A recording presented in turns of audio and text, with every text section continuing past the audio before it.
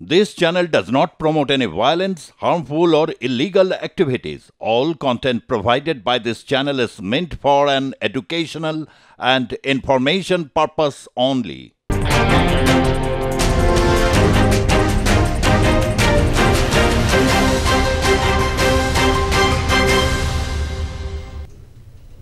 নমস্কার, শুরু করছি আজকের পর্বের জনমত।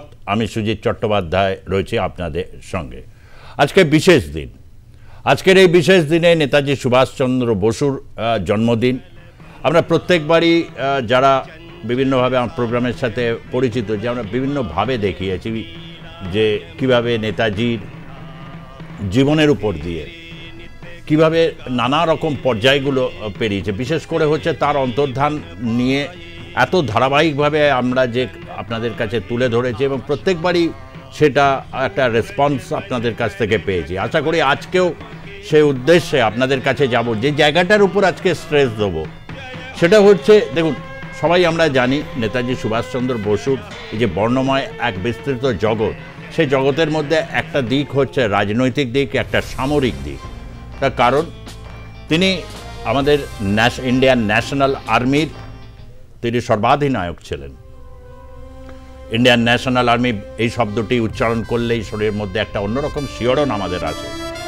এবং এই ইন্ডিয়ান ন্যাশনাল আর্মি তিনি সর্বাধিনায়ক হয়েছিলেন, তার একটা বিস্তৃত ইতিহাস, সেটা জানার আমাদের সকলেরই খুব আগ্রহ থাকে। তার কারণ হচ্ছে কীভাবে বিভিন্নভাবে ডিভিশনে তিনি ভাগ করেছেন, বিভিন্নভাবে কীভাবে যে তার বাহিনীগুলোকে কমান্ডার এবং বিশেষ করে যারা নারী বাহিনী সেটা তিনি তৈরি করেছিলেন। এইরকম একটা প্রগ্রেসিভ একটা ফোর্স, একটা ন্যাশনাল আর্মি সচরাচর খুব কমই পাওয়া যায়।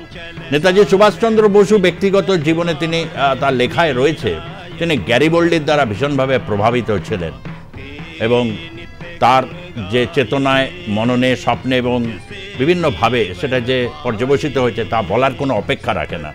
আর অন্য একটি দিক, রাজনৈতিক যে দিক, আমরা সকলেই জানি যে সুভাষচন্দ্র বসু বিশেষ করে লাহোর কংগ্রেসের পর, দ্বিজাতি তত্ত্ব আসার পর থেকে ভারতীয় রাজনীতির একটা বড় বাঁক পরিবর্তন হয়।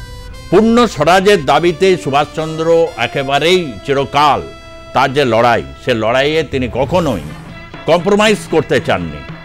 বিবাদ হয়েছে, বিশেষ করে আমরা যদি দেখি যে যখন তিনি চলে যাচ্ছে 1941 সাল, তার আগে পর্যন্ত ফরওয়ার্ড ব্লক তিনি গঠন করছেন, কংগ্রেস থেকে বেরিয়ে আসছেন।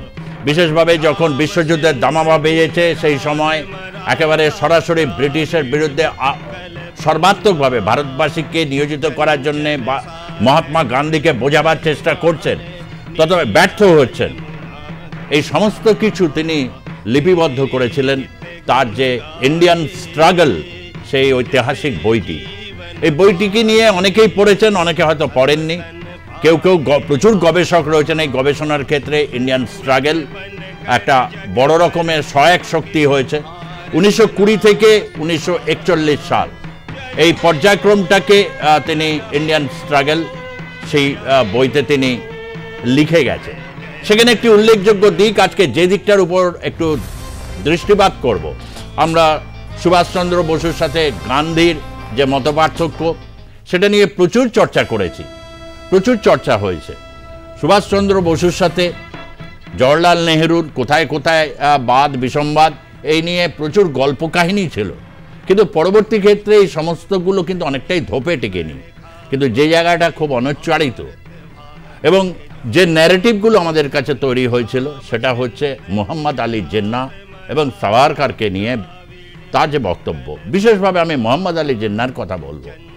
মোহাম্মদ আলী জিন্নাহ লাহোর কংগ্রেস, ঐতিহাসিক লাহোর কংগ্রেসে মোহাম্মদ আলী জিন্নাহ এই যে দ্বিজাতি তত্ত্ব যেটি পেশ করেছিলেন, শেরে বাংলা একে ফজলুল হক। এবং আজকের বাংলাদেশে যখন আমরা ধারাবাহিকভাবে অনুষ্ঠানগুলো করছি, তখন বাংলাদেশে যারা এই ছাত্র সমন্বয় থেকে শুরু করে অনেক বুদ্ধিজীবী, তারা বারবার বলেছেন যে এক বড় কাজ করেছিলেন মোহাম্মদ আলী জিন্নাহ, তাকে বীরের উপাধি দেওয়া হচ্ছে। কিন্তু ভারতবর্ষে এই যে দ্বিজাতি তত্ত্বের যে বীজটা তিনি রোপণ করেছিলেন তা মহিরু হয়ে কত এক বিস্তৃত আকার নিয়েছে, যা বহু ঘটনার মধ্যে দিয়ে আমরা গেছি। দেশভাগ, মন্বন্তর, হাজারে হাজারে মানুষের ভূমিচ্যুত হওয়া, এই সমস্ত কিছুই বাস্তব। কিন্তু এটা তো বুঝতে পেরেছিলেন সুভাষচন্দ্র বসু, তিনি বিলক্ষণ বুঝতে পেরেছিলেন। তার বইতে এটা রয়েছে, ইন্ডিয়ান স্ট্রাগেলে। মহানিষ্ক্রমণের আগে তিনি গান্ধীজির সাথে যখন হয়নি, গান্ধীজির শুভেচ্ছা পেয়েছিলেন যে তুমি তোমার পথে এগিয়ে চলো, আমার শুভেচ্ছা থাকবে। তারপর তিনি দেখা করেছিলেন মোহাম্মদ আলী জিন্নাহর সঙ্গে। মোহাম্মদ আলী জিন্নাহ সাথে দেখা করেছিলেন, যিনি ইন্ডিয়ান মুসলিম লীগের প্রেসিডেন্ট, এবং তার সাথে হিন্দু মহাসভার সর্বাধিনায়ক সাভারকার, তার সাথেও তিনি দেখা করেছিলেন। এবং নির্ফল কি হয়েছিল, কি লিখেছিলেন তাদের উপর, এই সমস্ত বিষয়কে নিয়ে আমরা চর্চায় থাকব। আজকে রয়েছেন স্টুডিওতে মিস্টার আর.কে. শ্রীবাস্তব, যিনি ইন্ডিয়ান ন্যাশনাল আর্মির যে গঠন, কিভাবে একটা ন্যাশনাল আর্মিকে তিনি গঠন করেছেন সে ব্যাপারে আপনাদের কাছে বিস্তৃতভাবে তুলে ধরবেন। প্রত্যেকটা কথার মধ্যে এবং রিসার্চে আপনারা খেয়াল করবেন, একটি আকর্ষণীয় পর্ব এটি হতে চলেছেন। তারপর রয়েছেন রাষ্ট্রবিজ্ঞানের অধ্যাপক, কল্যাণী বিশ্ববিদ্যালয়, ডক্টর প্রতীপ চট্টোপাধ্যায়, তাকেও স্বাগত জানাচ্ছি। এবং রয়েছেন পদ্মশ্রী প্রাপ্ত বিশিষ্ট বিজ্ঞানী নারায়ণ চক্রবর্তী, ডক্টর নারায়ণ চক্রবর্তী, আপনাকেও স্বাগত জানাচ্ছি। জাতীয়তাবাদী ভাবধারা এবং প্রচুর লেখনী, বিশেষ করে গ্রেট ক্যালকাটা কিলিং থেকে শুরু করে খিলাফত আন্দোলন 1920 সাল, বা হচ্ছে লাহোর কংগ্রেস, আপনি এই সমস্ত বিষয় নিয়ে আপনার প্রচুর লেখা রয়েছে। সে স্বস্তিকা থেকে শুরু করে বিভিন্ন পত্রপত্রিকায় আপনি করেন, এবং আরএসএসের আইডিওলগ হিসাবে অনেকে আপনাকে মানে। এই জায়গাটা থেকে আমরা প্রথমে একটু যদি আসি, যে আপনাকে দিয়ে এটা শুরু করতে চাই, যে সুভাষচন্দ্র বসু ইন্ডিয়ান স্ট্রাগেলে তিনি লিখেছিলেন, খুব হতাশ হয়েছিলেন, তিনি অনেক দিয়েছিলেন মোহাম্মদ আলী জিন্নাহকে।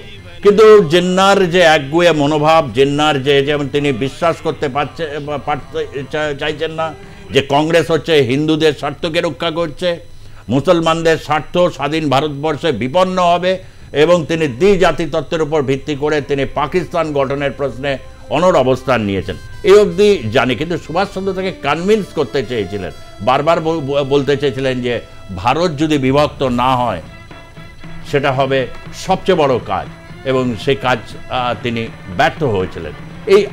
এই জায়গাটায় ঠিক কি মনে হয়, লিখেছেন তিনি বিস্তৃতভাবে, কি মনে হয় আপনার? দেখুন, প্রথমে আমি কয়েকটা কথা ওর লেখা, মানে সুভাষচন্দ্রের দ্য ফ্রিডম স্ট্রাগল নিয়ে কিছু বলতে চাই। 2 খণ্ডের বইটা, 1920 থেকে 1932 অবধি প্রথম খণ্ড, দ্বিতীয় খণ্ড 1933 থেকে ওই মহানিষ্ক্রমণের আগে অবধি।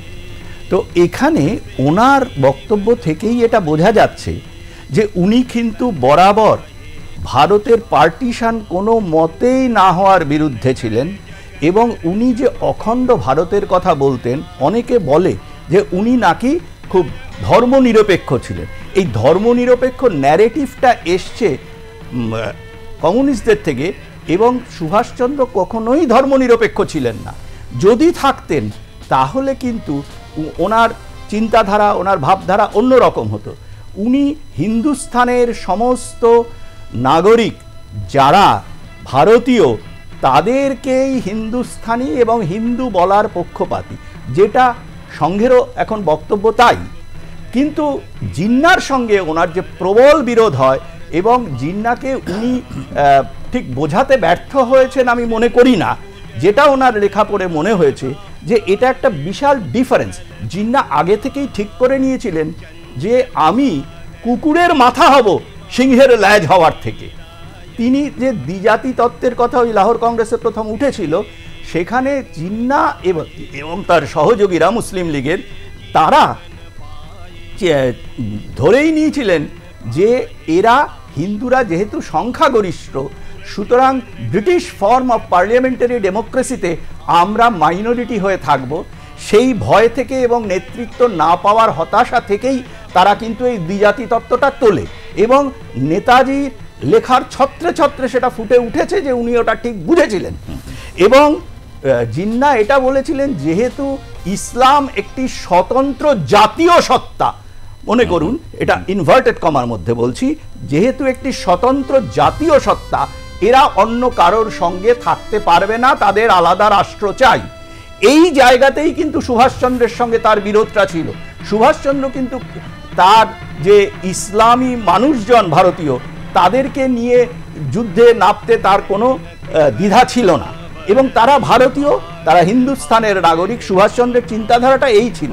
এবং এই যে অসহযোগ আন্দোলন, এই অসহযোগ আন্দোলন দ্বারা যে ভারতের স্বাধীনতা আসবে না, সে বিষয়ে উনি কিন্তু নিঃসন্দেহ ছিলেন। যেই জন্য উনি যখন প্রথম অ্যাপিল করলেন দেশের মানুষের কাছে, সেই বেতার বার্তায় বললেন, তোমরা আমাকে রক্ত দাও, আমি তোমাদের স্বাধীনতা দেব। পৃথিবীতে বিনা রক্তপাতে কখনো স্বাধীনতা আসেনি, সেটা প্যাসিভ ওয়েতে বা আপনার কি বলে ডাইরেক্ট ওয়েতে। এরপরে আরেকটা কথা আপনি বললেন, সাভারকার নিয়ে নেতাজির সঙ্গে অনেক কিছু বলা হয়। আমি বিক্রম সাম্পাতের বইটার কথা উল্লেখ করতে পারি, যেখানে উনি পরিষ্কারভাবে লিখেছেন যে 1940 সালে একটা কনসিডারেবল টাইমের মিটিং হয় দাদারে সুভাষচন্দ্র বসুর সঙ্গে এই সাভারকারের, এবং সেইখানে কিন্তু দুজন নেতাই সহমত হন। সুভাষচন্দ্রের যে উদ্দেশ্য ছিল সেটা ছিল যে বাই দ্যাট টাইম, যেহেতু ত্রিপুরী কংগ্রেসের ওই ঘটনার পরে আমরা এগুলো সবাই জানি, উনি বেরিয়ে এলেন, ফরওয়ার্ড ব্লক তৈরি করলেন। সেই ফরওয়ার্ড ব্লকের সঙ্গে হিন্দু মহাসভাকে এক করে নিয়ে, কারণ হচ্ছে যেটা সুভাষচন্দ্রের আইডিওলজি ছিল, সে সারা ভারতবর্ষের সমস্ত হিন্দুস্তানি নাগরিক তারা একসঙ্গে অখণ্ড ভারত চায়। কিন্তু এই জায়গাতেই কিন্তু জিন্নার সঙ্গে ওপেন ক্ল্যাশ হয়েছিল সুভাষচন্দ্রের। এবং যেহেতু জিন্নাহ আগে ঠিক করে নিয়েছিলেন যে আমি কুকুরের মাথা হব, আমি সিংহের লেজ হব না, এবং তার একটা ভয় ছিল যে হিন্দুরা সংখ্যাগরিষ্ঠ, সেই জন্য কিন্তু তিনি একগুয়ে, আমি যদি ধরে রাখি যে পশ্চিম দিকে সূর্য ওঠে, আমাকে কারোর ক্ষমতা নেই সেটা বোঝানোর যে পশ্চিম দিকে সূর্য ওঠে না। সুভাষচন্দ্র সেই জন্যই কিন্তু ফেল করেছিলেন, এবং সেটা বারবার সেই হতাশাটা সুভাষচন্দ্রের লেখায়ও বেরিয়ে এসছে। আরেকটা শেষ কথা যেটা বলছি, যে ওই সময়ে কিন্তু এত মুসলিমদের একটা শিক্ষিত, স্যার সৈয়দ আহমেদের ওই মানে ইউনিভার্সিটি তৈরি পরে উচ্চশিক্ষা, তারপরে মুসলিমদের মধ্যে বেশ কিছু শিক্ষিত লোকেরা এসে গিয়েছিলেন, যদিও অশিক্ষিতের সংখ্যা অনেক বেশি ছিল। তারা কিন্তু সবাই নিজেরা নেতৃত্ব নিয়ে মানে লাভের ভাগ চাইছিলেন। তাদের মধ্যে যে দেওবন্দি সেকশন ছিল, মুসলিম লীগের জিন্নার সঙ্গে তারা একসঙ্গে গেলে আবার ভাগটা কমে যাবে বলে সেই দেওবন্দিরা কিন্তু ভারতবর্ষে তথাকথিত কংগ্রেসের সঙ্গে ছিল, সে ডিফারেন্ট স্টোরি। ওকে, আমি একটু প্রদীপবাবুর কাছে আসবো, এই পার্টটাকে একটু যাই। সুভাষচন্দ্র লিখছেন জিন্নাহকে, মোহাম্মদ আলী জিন্নাহকে তিনি অনেক সাক্ষাৎ করার পর তিনি বারবার বলছেন, এমনকি তাকে প্রধান মানে ভারত যদি বিভক্ত না হয় তাহলে জিন্নাহকে প্রধানমন্ত্রিত্ব তাকে এটাও অফার করেছেন। তার কারণ গান্ধীজিও মোটামুটি এরকমই একটা অবস্থানে চলে গিয়েছিলেন। কিন্তু যেটা হচ্ছে, মোহাম্মদ আলী জিন্নাহ এতটাই তিনি পাকিস্তান গঠনের প্রশ্নে তখন অনেকে বলে থাকেন তিনি দ্বিধাগ্রস্ত ছিলেন, একদম শেষ মুহূর্তে এই ডিসিশন নিয়েছেন।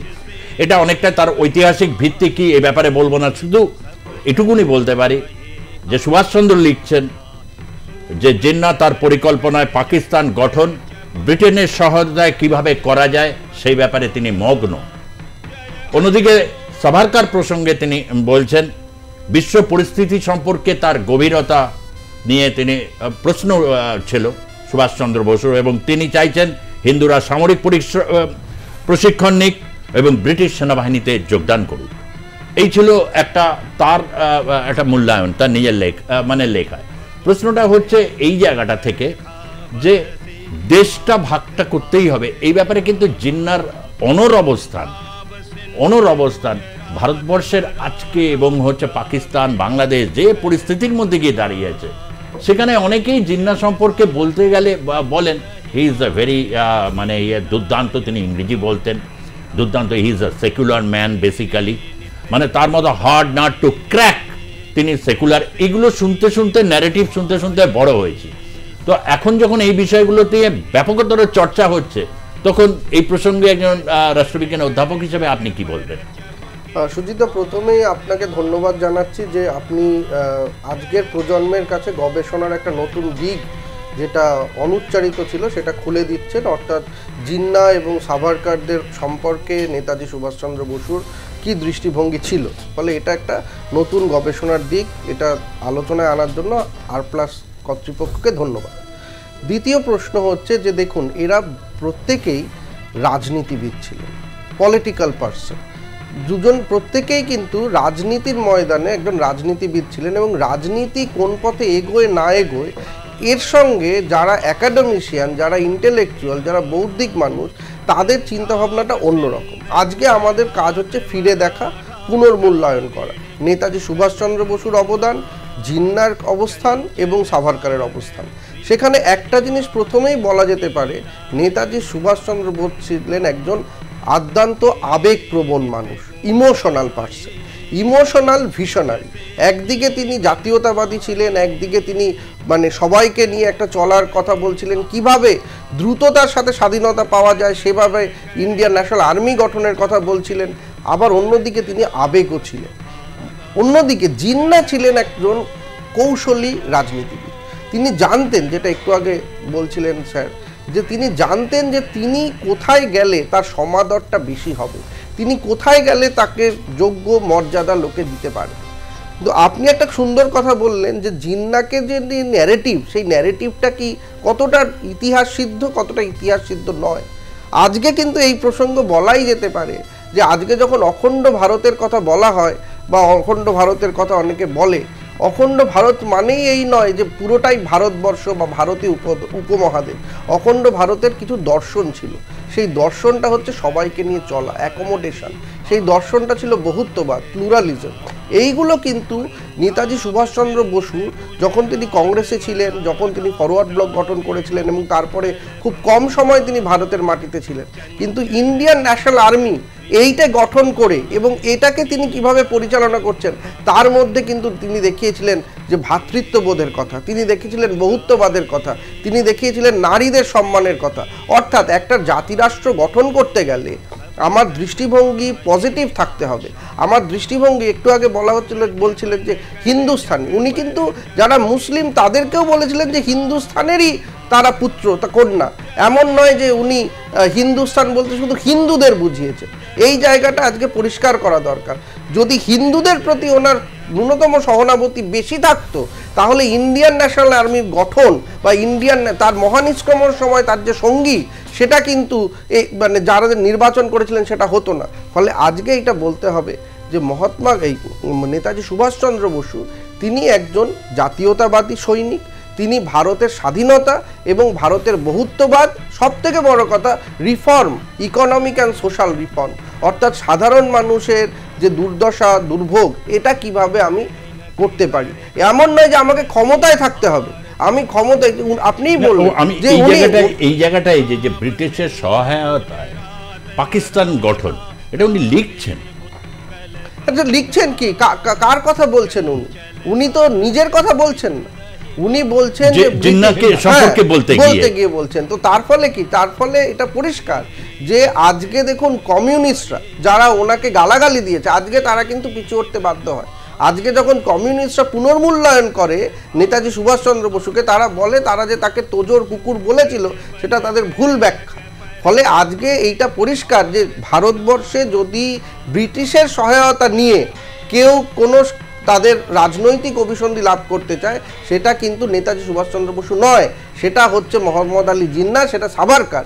এবং সাভারকার বা নেতাজি এই মোহাম্মদ আলী জিন্না এদের যদি পুনর্মূল্যায়ন করতে হয় তাহলে আন্দামান জেলে তারা কি করেছিলেন, কি চিঠি লিখেছিলেন, সেগুলোও কিন্তু আজকে আনতে হবে। ফলে আজকে আমার শুধু একটুকুই মনে হয় যে নতুন প্রজন্ম যখন ফিরে দেখবে তারা কিন্তু এই মূল্যায়নটা করবে যে একটা জাতিকে দ্রুততার সাথে স্বাধীনতা, সেই সময় আমাদের লক্ষ্য কি ছিল, ফ্রিডম, কিভাবে এবং কত দ্রুততার সাথে, যেটা দ্রুততার সাথে আসে সেই দিকে কিন্তু, এবং নিজে আমি ক্ষমতায় থাকবো এই লক্ষ্য না রেখে দেশকে আগে স্বাধীন কিভাবে করব এটার ব্যাপারে পথিকৃৎ মহানায়ক এবং সৈনিক ছিলেন নেতাজি সুভাষ। আমি মিস্টার R.K. শ্রীবাস্তবের কাছে আসবো এবং এই জায়গাটা অত্যন্ত গুরুত্বপূর্ণ।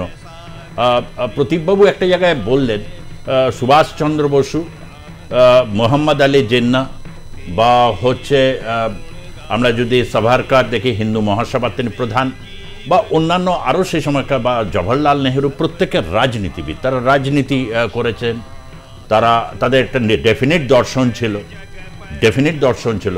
কিন্তু সুভাষচন্দ্রের উত্তরণটা তারপরে হচ্ছে একজন সমন্বয়ক হিসাবে, এবং মানে টোটাল সিনারিওটা বদলে যাচ্ছে আজকাল। অনেকেই এই জায়গাটাতে কারণ হচ্ছে ওই যে সময়টা দ্বিতীয় বিশ্বযুদ্ধের সময়, বহু দেশ তারপরে স্বাধীন হয়েছে, ইন্দোনেশিয়া হয়েছে, তারপর হচ্ছে ইস্ট ইউরোপের বিভিন্ন দেশগুলো তারা স্বাধীনতা পেয়েছে, এবং হচ্ছে আরও অনেক দেশ স্বাধীনতা পেয়েছে। ঠিক তেমনিভাবে তিনিও তাই চেয়েছিলেন, যে কারণে ইন্ডিয়ান ন্যাশনাল আর্মি, এই যে ন্যাশনাল আর্মি সাম্প্রতিক সময় তাতে যে স্ট্যাটিস্টিক্স মানে এটা পেয়েছি বক্তব্য থেকে 66,000 স্ট্রেংথ ছিল, 66,000। এইটাকে তিনি কিভাবে টোটাল ব্যাপারটাকে পরিচালনা করেছিলেন, এই 66,000 সৈন্য নিয়ে কিভাবে তিনি এগিয়ে গিয়েছিলেন? ধন্যবাদ, নমস্কার। আমি আজকে খুব গর্বিত, আজকে বিশ্বের সেরা পরাক্রমী একটা দুর্লভ যোদ্ধা নেতাজি সুভাষচন্দ্র বোস, ওর 128তম জন্মদিনে আজকে আমি ওনার কথা বলছি, এটা নিয়ে আমার গর্বিত। আমিও গর্বিত নয়, পুরো ভারতবর্ষ গর্বিত এটা জন্য।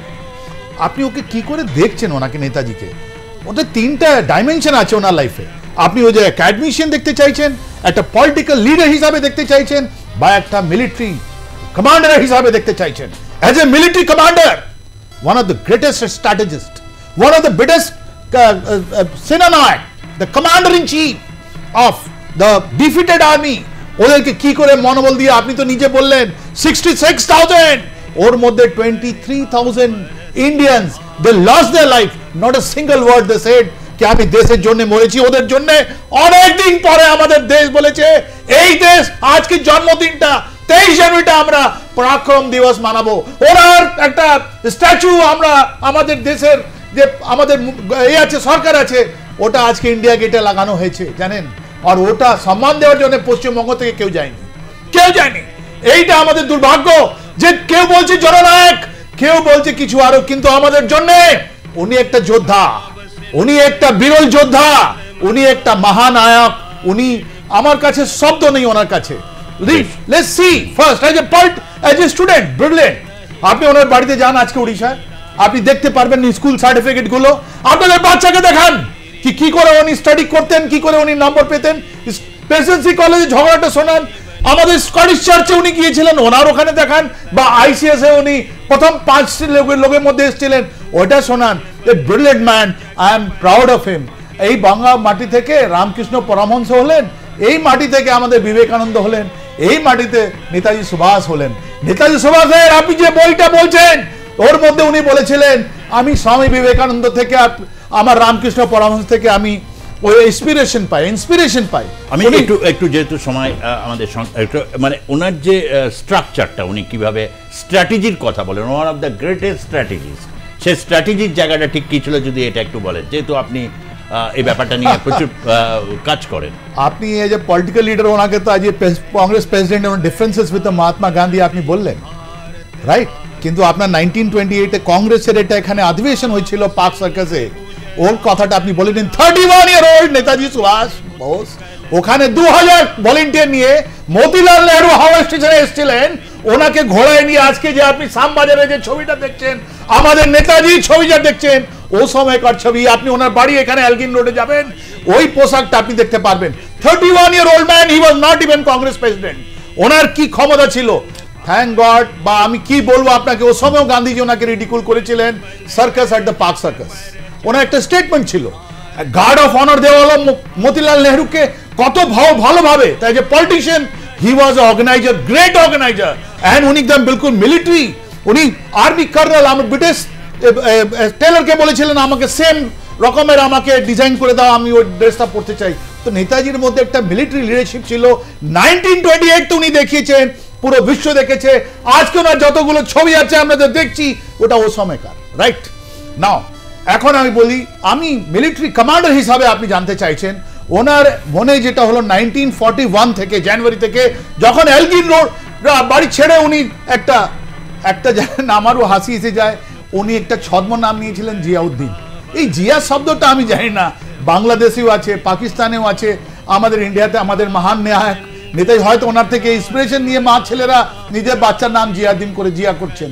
তো জিয়াউদ্দিন নাম নিয়ে উনি পালালেন, আফগানিস্তানে রাশিয়া সাপোর্ট করেনি, ইটালি ওনাকে পাসপোর্ট দিয়েছে, তখন উনি গিয়েছিলেন বার্লিনে, বার্লিনে 2 বছর থেকেছেন উনি। 1941 to 1943 তিনটে উদ্দেশ্য নিয়ে গিয়েছিলেন।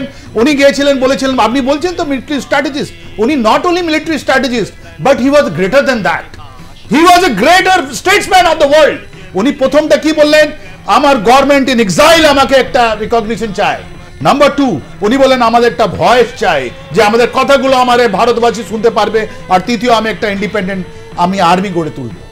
এই যে হিটলার আছেন, উনি নিজের একটা বই মিন কাম্ফে, উনি মাই স্টোরি একটা বই লিখেছিলেন, ওর মধ্যে আমাদের ইন্ডিয়ার সম্বন্ধে উনি কিছু ভালো বলেননি, রাইট? তো উনি নেতাজিকে বেশি কিছু বলেননি। নেতাজি বলছিলেন তুমি গভর্নমেন্ট এক্সাইল মেনে দাও, ওখানে একটা বেশি কিছু করতে পারলেন না আমরা, আমাদেরকে একটা ঘর দেওয়া হয়েছিল, ওটা বলা হয়েছিল ফ্রি ইন্ডিয়া, দ্যাটস অল। তো 2 বছর উনি ছিলেন, একটা প্রথম যেটা ওনার ছিল যে আমি একটা গভর্নমেন্ট এক্সাইল বানাবো, ওর মধ্যে ওনাকে রেকগনিশন জার্মানি দেয়নি, উনি ফ্রি ইন্ডিয়া বানিয়েছিলেন। দ্বিতীয়, 1942-তে জার্মানি যেটা নাজি যারা হিটলার, উনি বিশ্বাস করতেন শুধু প্রপাগান্ডা ওনাকে দেওয়া হয়েছিল, আজাদ হিন্দ ফৌজ রেডিও। শুনবেন ওনার প্রথম স্পিচটা, নিশ্চয় আমাদের বাচ্চাগুলোকে শোনান, কত সুন্দরভাবে আর্টিকুলেট করেছিলেন, কত সুন্দরভাবে ওনার যেটা ছবি ছিল ভারত কি করে হবে, কি করে গড়ে তুলবে, ওটা উনি বলেছিলেন 1942-তে ফেব্রুয়ারি মাসে। আর উনি বলেছিলেন আমি একটা ইন্ডিপেন্ডেন্ট আর্মি বানাবো, যেটা জার্মানি আগেন এটা দেয়নি, পারমিশন দেয়নি। উনি ওখানে ইন্ডিয়ান লিজিয়ন বানিয়েছিলেন। What is Indian legion? Legion is actually a French word. French word মানে হলো একটা ইরেগুলার আর্মি। ওই ইরেগুলার আর্মি, উনি যতগুলো প্রিজনার্স অফ ওয়ার ছিল, যেটা আফ্রিকায় ক্যাপচার হয়েছিল, 10,000 লোক ওদের ইন্টারভিউ করে ওর মধ্যে 5,000 লোকের সঙ্গে একটা ইন্ডিয়ান লিজিয়ন বানিয়েছিলেন, রাইট? কিন্তু ওনাকে ওই ইন্ডিয়ান ইন্ডিপেন্ডেন্ট আর্মি, উনি জার্মানিকে চাইছিলেন কি ইন্ডিয়ার উপরে জার্মানি অ্যাটাক করো, ব্রিটিশের সাম্রাজ্যবাদ খতম করো, ওটা হতে পারে।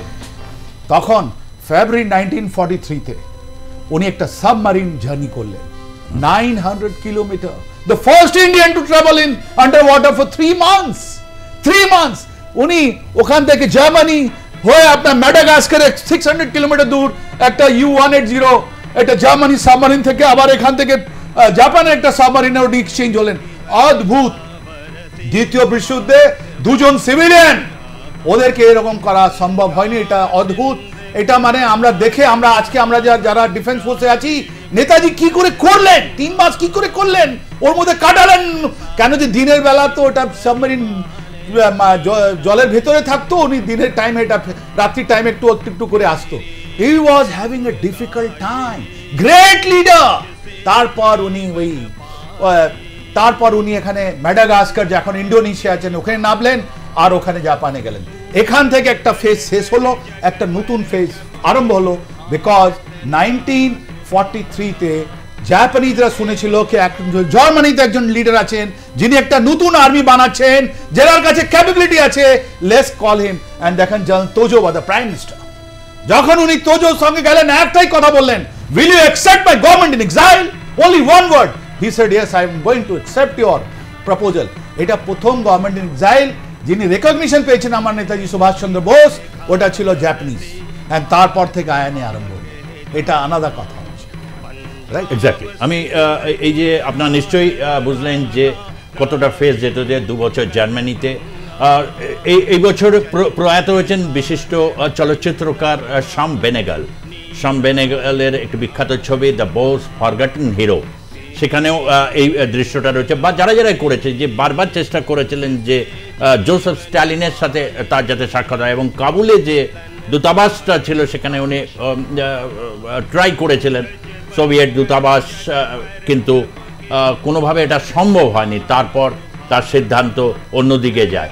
এইভাবে ইতিহাসের বিভিন্ন বাঁক বা পরিক্রমণ থাকে, যেটাকে নিয়ে উনি গোটা জীবন, বিশেষ করে আমরা যারা স্বাধীনতা উত্তর সময় জন্মেছি, সেই ন্যারেটিভ শুনে শুনে বড় হয়েছি, যে নেতাজি সম্পর্কে যা শুনেছি, যা তাচ্ছিল্য, যা বিভিন্ন কুৎসা, বিশেষ করে এই বঙ্গীয় সমাজ থেকে এটা অনেকভাবেই এসেছে। তিনি শ্যামাপ্রসাদকে কি করেছেন, তার নানা রকম গল্প কথা, তিনি সাভারকার সম্পর্কে কি বলেছেন, শুধু একটা বিষয়ে অনুচ্চারিত থাকতো, সেটা আপনি বললেন যে ন্যারেটিভটা সেই জায়গায়, সেটা হচ্ছে জিন্নাহ সম্পর্কে। Such a powerful leader Jinnah. আজকে প্রায়শই বাংলাদেশের বিভিন্ন তাত্ত্বিকদের শুনি যারা তারা বলছেন জিন্নাহ এবং তিনি সঠিক কাজটা করেছেন, এই যে ভারত বিদ্বেষের যে ভিত্তিভূমিটাও আছে, মানে সেই থেকেই একটা তৈরি হয়ে যায়।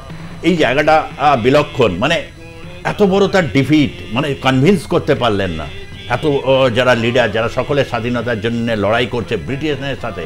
কিন্তু ওই লাইনটা বিশেষ করে আমাকে অনেক সময় চমকে দেয়, যে ব্রিটিশের সহায়তায় পাকিস্তান গঠন, মানে সেই প্রক্রিয়া রয়েছে, মানে কতটা নির্দয়ভাবে তিনি যখন হয়েছেন, সমস্ত যখন বুঝতে গেছেন আর কোনো আর আশা থাকছে না, যেখানে দাঁড়িয়ে তার সমস্ত সিদ্ধান্ত তখন তিনি নিজে তৈরি করছেন এবং মহানিষ্ক্রমণের দিকে যাচ্ছেন।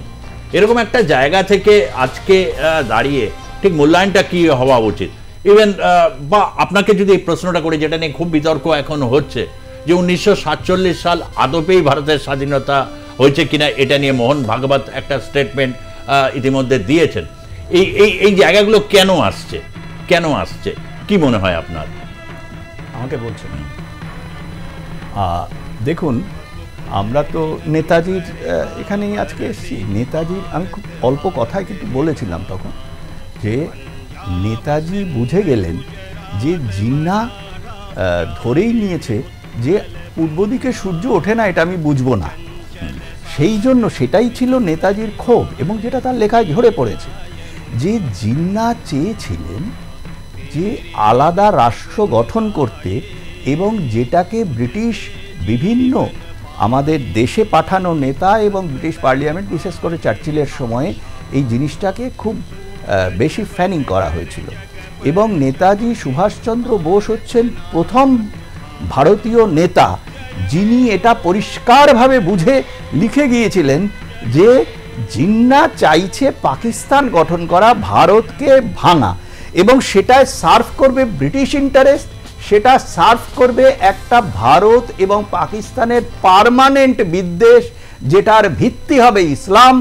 এবং সেখানে কিন্তু আপনি যদি কমিউনিস্টদের রোলটা দেখেন, যেই জন্য সুভাষচন্দ্র কিন্তু কোনো দিন কমিউনিস্টদের সঙ্গে নিজের সমঝোতার রাস্তায় যাননি, কখনো বলেননি। এবং কমিউনিস্টদের থিওরিটাই ছিল যে আগে পাকিস্তানের স্বাধীনতা দিতে হবে, ওরা কিন্তু সাইডে টোটালি উইথ জিন্নাহ। এবং তাদের যে গঙ্গাধর অধিকারীর থিসিস, সেটা যদি দেখা যায় এখনও সিপিএমের পার্টি অফিসে সেটা পাওয়া যাবে, যে তিনি মানতেনই না, কমিউনিস্টরা মানেই না যে ভারতবর্ষ বলে, তারা ইউনিয়ন অফ স্টেটস, কারণ ইউনিয়ন অফ স্টেটস হলে এটাকে ভাঙতে সুবিধা হয়। সুভাষচন্দ্রের যে তোজোর কুকুর বলা, এটা হচ্ছে আমাদের কর্নেল সাহেব যেটা বললেন কারেক্টলি, যে প্রথম কিন্তু তার যে মিলিটারি আইএনএর, এই আইএনইকে রেকগনাইজ করেছিল কিন্তু একমাত্র জাপান, এবং তারা মিলিতভাবে আন্দামান দখল করা, এবং তারপরে যেরকম এগোনো হচ্ছিল। এবং আপনি যদি নেতাজির স্ট্র্যাটেজিটা দেখেন, তাহলে দেখতে পাবেন যে উনি কিন্তু ধরে নিয়েছিলেন যে ব্রিটিশের যে মিত্র শক্তি, তাদের বিরুদ্ধে যে অক্ষ শক্তি, উনি দেখুন ইটালিকে চেষ্টা করেছেন, জার্মানিকে চেষ্টা করেছেন, এবং উনি চেষ্টা করেছেন জাপানে আলটিমেটলি গিয়ে খানিকটা সাকসেস পেয়েছিলেন। কিন্তু ভারতবর্ষের মধ্যে আজকে আমি খুব দুঃখিত এবং বলতে, এবং ওনার লেখাতেও সেগুলো ফুটে বেরিয়েছে, যে ভারতবর্ষে কিন্তু উনি দুতরফে বাধা পেয়েছেন। একটা হচ্ছে মুসলিম লীগের জিন্নাহর, যার অবিসম্বাদী নেতৃত্বে ছিলেন জিন্নাহ, এবং অন্যদিকে হচ্ছে কংগ্রেসের কিছু তথাকথিত লিডার। আপনি একটা কথা বলুন তো, আজকে বাংলাদেশের যে এই অবস্থা হলো, আজকে বাংলাদেশ তারা 1971 সালের এই মুভমেন্টটাকে মুভমেন্ট বলে না, আজকে 1946, তারা কিন্তু এখনো রব তুলেছে 1946-এ সুরাবর্দি, যেটা আপনি আমার উল্লেখ করলেন, আমার লেখায়ও আছে সেই প্রমাণ সহ, যে কিভাবে প্ল্যান করা হয়েছিল যে কলকাতাকে পাকিস্তানের মধ্যে পূর্ব পাকিস্তানে জয়েন করানো, এবং সেটা কিভাবে বাধাপ্রাপ্ত হয়। তাতে কিন্তু কংগ্রেসি নেতাদের কোনো মানে তথাকথিত, আমি আর নাম করছি না, ভারতবর্ষের প্রথম প্রধানমন্ত্রীও তার মধ্যে আছেন, তারা কোনো রকমভাবে বাধা দেননি। কিন্তু নেতাজি কিন্তু বারবার একটা কথাই বলেছিলেন, অখণ্ড ভারতের কথা। আমি মোহন ভাগবতজির কথা বললেন, পূজ্য সরসংঘ চালকের কথা, যে নেতাজি কিন্তু প্রথম, আজকে মোহন ভাগবতজি বলছেন সত্যি, হ্যাঁ, উনি এইটা দাবি তুলেছেন এবং সেটাকে নিয়েও ন্যারেটিভ তৈরি করা হচ্ছে, ফলস ন্যারেটিভ। ভারতীয়, শুনুন, হিন্দুস্থানের যে ভারতীয় জাতীয়তাবাদের সত্তাটা, তার মধ্যে কিন্তু ইসলামী মানুষও থাকতে পারে, হিন্দুও থাকতে পারে, বৌদ্ধও থাকতে পারে, জৈন থাকতে পারে, but they are all Hindustani. এই যে হিন্দুস্থানি কথাটা, এতেই দেখুন আপত্তি। জিন্নাদের আপত্তিটা কোথায় ছিল? বন্দে মাতারামে আপত্তি। কেন? মা, তাদের তো বক্তব্য ছিল মায়েরা মানে মহিলারা তো সেলেবল পিপল, সেলেবল কমোডিটি, তারা কি করে মা হয়? আমি মাটা বলবো না। এবং বাংলাদেশে এই ন্যারেটিভগুলো তৈরি করা হয়েছিল, যেই জন্য আজকে বাংলাদেশ এমনকি রবীন্দ্রনাথের লেখা তার ন্যাশনাল অ্যান্থেম সেটাকেও পাল্টাতে চাইছে। 1946 সালে ভারতবর্ষের স্বাধীনতা আসেনি, যেটা এসছে সেটা খণ্ডিত স্বাধীনতা। যেমন হচ্ছে 1971 কে মানতে চাইছে না, 47 ফার্স্ট রিপাবলিক পূর্ব পাকিস্তান। আমি সরি একটা ভুল হয়েছে, 1947 এ ডোমিনিয়ন স্ট্যাটাস হয়েছিল, 1950 সালে ফার্স্ট রিপাবলিক হয়। এক্স্যাক্টলি। তো পূর্ব পাকিস্তানের ক্ষেত্রে পাকিস্তানের ক্ষেত্রে আমি বলছি প্রশ্নটা, এবং বলছে এই যে জুলাই মাসের যে অভ্যুত্থান বা রেভলিউশন, ওটা হচ্ছে ওদের সেকেন্ড রিপাবলিক, মানে 71টাকে সচেতন ভাবে বাদ দিতে চাইছে। ঠিক, কিন্তু আমার কথা হচ্ছে 1947 সালে দেশ স্বাধীন হয়েছে, মানে যত ইয়ে দেওয়া হয়তো অনেকেই স্বাধীনতাটাকে পূর্ণ আজাদি ঝুটা হয়, কত স্লোগান, কত কিছু স্লোগান, কিন্তু এই সময় এসে দাঁড়িয়ে এর মধ্যে 47 নিয়ে মোহন ভাগবতের এই বক্তব্যটার মধ্যে কি আপনি যেটা বলতে চাইছেন, এই যে অখণ্ড ভারত বা হিন্দুস্তানের এই কনসেপ্টটাকে আপনি কি মানে এস্টাবলিশ করতে চাইছেন? 47টা যে ভারত ভাগ মানে এটা হলো স্বাধীনতা, সেই জায়গাটাকে স্বীকার করলে তো খণ্ডিত ভারতের ব্যাপারটাকে স্বীকার করা হয়, এই জায়গা থেকে কি বলে মনে হয়? দেখুন, ইতিহাসকে তো মানতেই হবে, ইতিহাস, কিন্তু ইতিহাসটাকে সঠিক হয়েছে কি বেঠিক হয়েছে তার মূল্যায়ন তো হতেই পারে। আপনি ইউরোপের দিকে তাকিয়ে দেখুন, সেখানে দেশ ভাঙছে, গড়ছে। আমরা আমাদের বক্তব্যে সচেতন আছি যে ভারত হচ্ছে ভারতবাসী জাতীয়তাবাদী অখণ্ড ভারতের পক্ষে, এবং সেই ভারত শুধু যে পাকিস্তান এবং বাংলাদেশ ভারত নিয়ে তাই নয়, অখণ্ড ভারত যেটা আমাদের ছিল, আমরা সেই অখণ্ড ভারত যেখানে আমরা কিন্তু একটা বিষয়ে একমত, সেটা হচ্ছে বসুধৈব কুটুম্বকম, আমরা কিন্তু অন্যদের তাড়াবো না। কিন্তু আমাদের ভারতীয়, আসলে ভারতীয় আমরা যে হিন্দু কথাটা বলি, এটা তো কোনো একটা পার্টিকুলার রিলিজিয়ান নয়, এটা হচ্ছে একটা সংস্কার, একটা মানে সমাজ যাত্রা, জীবনযাত্রার একটা প্রণালী। এই প্রণালী যারা ফলো করে তারাই হচ্ছে ভারতীয়, এবং সেটা অখণ্ড ভারত। আমরা সেই অখণ্ড ভারতের স্বপ্ন দেখি, আমরা অখণ্ড ভারত তৈরি করতেই আগ্রহী এবং তার জন্যই নিবেদিত। আমি প্রদীপবাবুর কাছে মানে কোচি নেতাই যখন তিনি দেখা মানে করলেন ডিউরিং 41 এর মানে ইয়েতে ফরওয়ার্ড ব্লক তখন গঠিত হয়ে গেছে, শেষ চেষ্টা করছেন। জিন্নার সাথে দেখা করার পর তীব্র হতাশ তিনি হলেন, সাভারকারজির সাথে দেখা মানে করলেন, এবং তার সম্পর্কে তিনি যে কমেন্টটা করেছেন, হিন্দুরা সামরিক প্রশিক্ষণ নিক এবং ব্রিটিশ সেনাবাহিনীতে যোগদান করুক, এইটা নিয়ে অনেক বিতর্ক বিভিন্ন সময় হয়েছে তার। তিনি শেষ করছেন এই বলে যে মুসলিম লীগ বা হিন্দু মহাসভা থেকে কিছু আশা করার আর কিছু নেই, এই যে জায়গাটায়।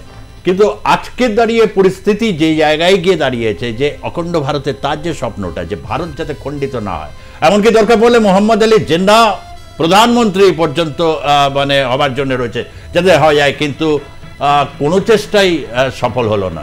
এর থেকে বড় ট্র্যাজেডি সুভাষচন্দ্র বলতে গেলে এই ট্র্যাজিক, মানে তার এই যে এত সম্ভাবনা পায়, দেখতে পাচ্ছেন এত দূরদৃষ্টি সম্পন্ন, আগামী 50-100 বছর পর কি হতে পারে, রাজনীতির পরিস্থিতি কি হতে পারে, আইডেন্টিটি, সমস্ত কিছু প্রশ্ন নিয়ে, এবং ধর্মীয় বিভাজন যে জায়গায় যাবে সেটাকে কোপ আপ করা গেল মানে হলো না। এইটাই মনে হয়, এই কারণেই হচ্ছে ইতিহাস কখনো কখনো বড় নিষ্ঠুর। একেবারেই তাই। দেখুন, সুভাষচন্দ্র বসুকে নিয়ে যদি এখন পুনর্মূল্যায়ন করতে হয়, 2-3টে জিনিস খুবই গুরুত্বপূর্ণভাবে উঠে আসে। এক, সেটা হচ্ছে যে রাজনীতিবিদদের মধ্যে আমি একটু সঙ্গে যেহেতু সময়টা একটু আমি একটু আপনাকে আপনার সুবিধার জন্য একটু বলি, মানে ধরুন তৎকালীন যুগে হিন্দু মহাসভা একটা ফোর্স, তার সম্পর্কে তিনি হতাশ হয়ে গেলেন যে কিছু আশা করার নেই। মুসলিম লীগ মোস্ট মানে ডমিনেন্ট ফোর্স হিসাবে প্রতি মুহূর্তে আর কংগ্রেসেতে তিনি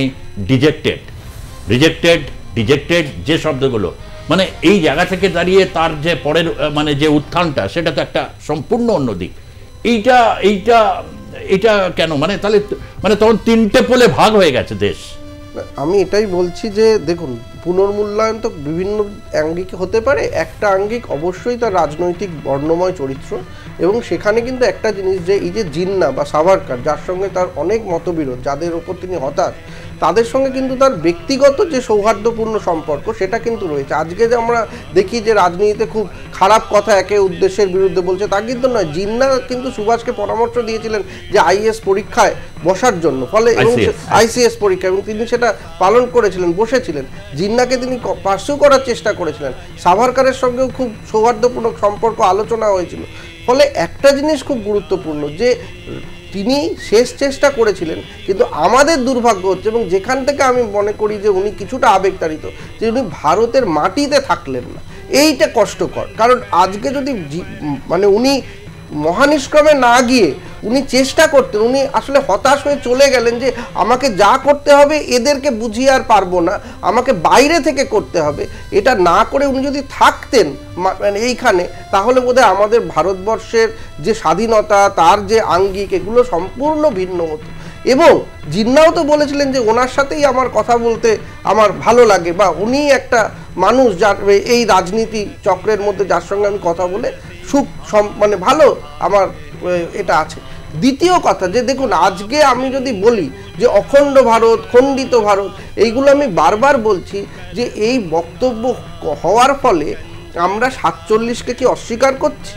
এইটা হচ্ছে প্রধান। যে আজকে যখন আমি ফিরে দেখাচ্ছি, আমি কি মনে করব যে 1947-এর পরে যে ভূ রাজনৈতিক ম্যাপ তৈরি হয়েছে, সীমানা তৈরি হয়েছে, রাজনৈতিকভাবেই তৈরি হয়েছে, সেই ম্যাপকে কি আমি আবার নতুন করে করতে চাইবো? যে আমি 47-এর আগের ম্যাপটাকে ফিরিয়ে আনবো, পাকিস্তান, বাংলাদেশ এগুলো ভারতবর্ষের মধ্যে আবার চলে আসবে? অখণ্ড ভারত বলার সাথে সাথে, বসুধৈব কুটুম্বকম বলার সাথে সাথে আবারও বলবো যে ভারতবর্ষ যে 47কে রেসপেক্ট করছে, কিন্তু তার যে বহুত্ববাদ, ধর্মনিরপেক্ষতা, এই জায়গাগুলো, উপাদানগুলো, যে হিন্দুস্থান আসলে একটা হিন্দু সভ্যতা, এই হিন্দু সভ্যতার মধ্যে কিন্তু এরকম নয় যে সে একটা সাম্রাজ্যবাদী সভ্যতা। তার সভ্যতার মধ্যে হচ্ছে গিয়ে অ্যাকোমোডেশন আছে, প্লুরালিজম আছে, সেগুলোকে আগে মানতে হবে। ফলে এই একটা ন্যারেটিভ, এবং তার সঙ্গে সুভাষচন্দ্র বোসের এই যে ডিফারেন্স অফ ওপিনিয়ন, সেটাকে হাইলাইট করে সুভাষচন্দ্র বসুকে একটা national, Subhas Chandra is a national hero. ওনার স্ট্যাচু ইন্ডিয়া গেটে লাগানো হোক কি না হোক, ইতিহাস বলছে Subhas Chandra Basu is a national hero. এবং তাকে যারা উপেক্ষা করেছে আজকে এবং তার বিরুদ্ধে যারা কথা বলেছে আজকে রাজনীতির পাকচক্রে তারা শূন্য, সেই ফোর্স, কমিউনিস্ট ফোর্স শূন্য হয়ে গেছে। ফলে সুভাষচন্দ্র বসুকে পুনর্মূল্যায়ন করতে হলে তাকে রাজনীতিবিদ, সামরিক বাহিনী, এবং যেটা কর্নেল সাহেব বলছিলেন যে একাডেমিশিয়ান, তার যে লেখনী, সেই লেখনীতে কি দাঁড়াচ্ছে? লেখনীতে সোশ্যাল অ্যান্ড ইকোনমিক রিফর্ম, সাধারণ মানুষের যাতে কষ্ট কম হয় এবং আমরা যাতে এক থাকতে পারি, ইউনিটিতে থাকবে কি করে? কিন্তু এই যে আপনি বললেন থাকার প্রশ্ন, এখান থেকেই তো সবচেয়ে বড় প্রশ্নটা আসছে, যেখান থেকে গোটা ভারতই বয়ে যাচ্ছে।